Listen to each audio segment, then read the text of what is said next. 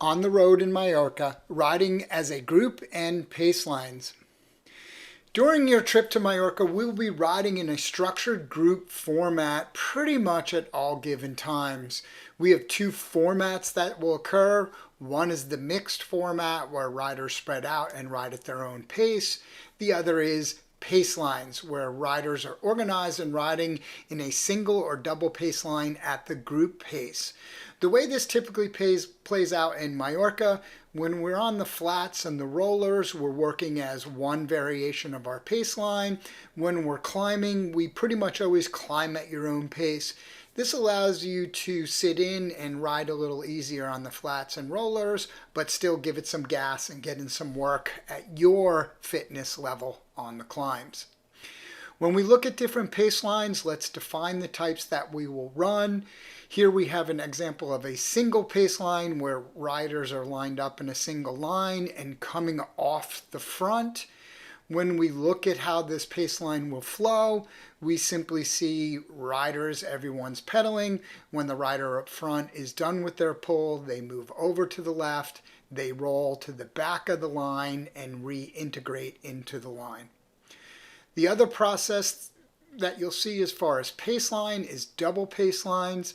Here's where riders line up in pairs, so we see pairs of riders, and when their pull is done, they're each coming off to the outside to exit. This is what it looks like in rotation. So we have the lead two riders leading. When their pull is done, they're moving to the outside and allowing the group to come up to the middle to best supply wind protection and coverage. Finally, we have a circular or a rotating pace line.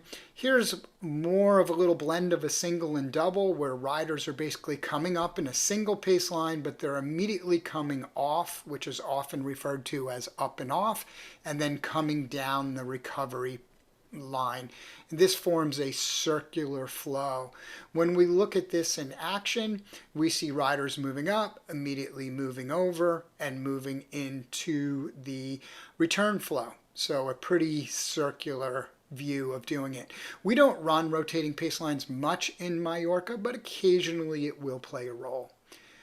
Finally, let's talk about communication, whether we're in mixed or in pace lines. The line leader or leaders, if you're in a double pace line, it's your responsibility to point out hazards, potholes, and threats. Now, you don't want to point out every single thing. Try to make sure that you're only pointing out and clearly pointing out things that are hazardous or could cause flats or accidents.